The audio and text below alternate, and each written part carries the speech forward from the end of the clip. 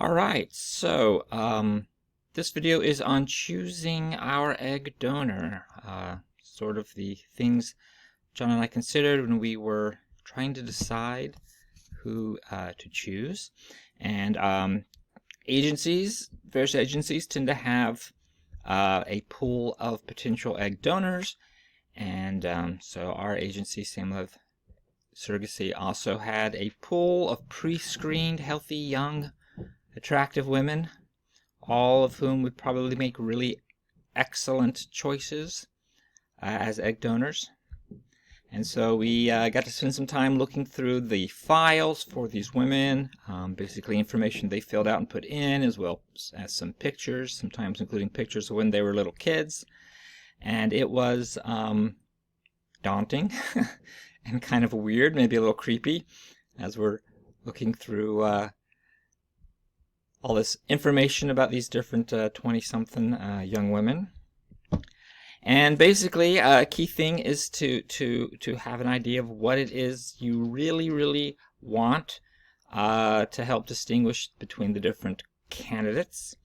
So some of the important factors for us, one was location. This was back in January 2020 when the pandemic was still kind of a big issue, and also we just thought it would be easier if the egg donor was in the same area as the IVF clinic.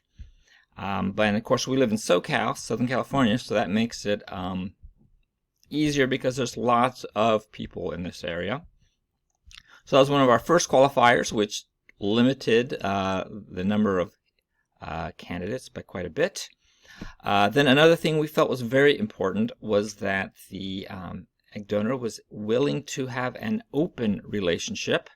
What this means is that they would meet with us minimum of once online to do a little conversation guided by the agency.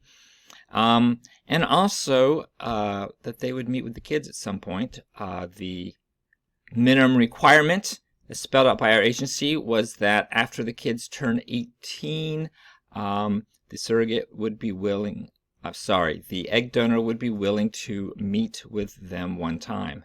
Now again, this is a minimum. The agency is fine with, people developing whatever sort of relationship they develop, but you just need something established as, well, this is the at the very least. Other options out there would be semi-open, which means that they would meet with the intended parents one time for the little guided conversation, as it were. Or some egg donors would choose to be completely anonymous. However, we both felt it was very important that we preserved the opportunity for our kids to meet the egg donor at some point. It just seemed pretty important, and we thought the kids, of course, would be curious, to say the least. Other important things was, of course, no overlapping family history of any medical disorders. Again, these young women were all pre-screened, so there was none of them that had anything that really stood out, random grandparents that died from a stroke or heart attack, or a family member with diabetes or something, nothing out of the ordinary, really. So that wasn't really an issue. Another important factor was race. We're kind of liberal, so we wouldn't want to think that would disqualify someone, but we, we're thinking about what would it be like for our kids if they were a different race from both of us, both of their parents, and just felt that it would just add another level of difficulty for the kids, that they wouldn't have at least one parent who could provide a real perspective on, what life is like as someone of that other race, and provide, sort of the mental, emotional support. I mean, obviously we would still have tried to find people that they would get to know and hopefully have meaningful relationships with, but it's just different if they're not actually part of your family. So that was an issue. And then Also, that there was some evidence of I don't know, intellectual fortitude in the women. Basically, that they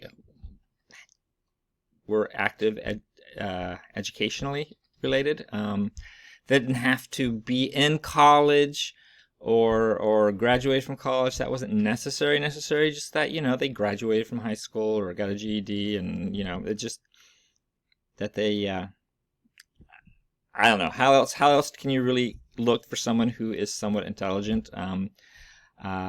Technically, on the files for the women, most all of them said they would be willing to take an IQ test, but that's just such a artificial way to assess someone that we didn't really need that. So basically just wanted to see that they were educationally active. Some other factors that were not as important, but just things we thought about, was that, well, not that they weren't too short. Didn't really want, that was kind of me, I guess. John would be like, hey, you ranked these young women based on how tall they are. And I'm like, no, I did not, on purpose anyway. And then, that they had some overlapping interests with us, like hiking or cooking or reading or whatever. Not that really is relevant, because obviously the interests our kids are going to have are going to be dictated partly by what we do and do with them, and their own life experiences. But still, it's tough. It is really tough going through all these very qualified, very excellent young women and trying to choose someone to be your egg donor. So we did finally narrow the list down, and we did meet with two of the potential candidates to be our egg donor through, like I said, these short guided conversations. So there was a person from the agency there on Zoom with us, and we asked questions, she asked questions, we just talked for a little bit. I think it took like half an hour. And to be honest, while it helped us feel more confident that the two young women we chose would be great candidates, the conversation itself didn't really help choose between them, because, like I said, they're all great young women who are in the files for the Same Love Surrogacy.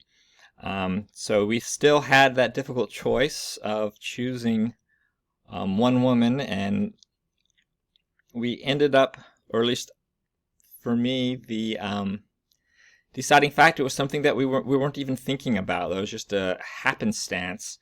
But one of the candidates happens to be part Puerto Rican, and my brother-in-law's fiance is Puerto Rican. So we're like, well, there's that little extra bit of connection within the family, as it were. So we went with a young woman named Madison, and was an awesome experience having her as our egg donor.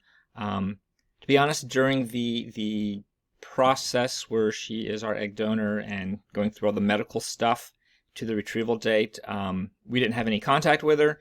The surrogacy agency said that was preferred. They had their reasons, and hey, they're the experts, so we agreed with them.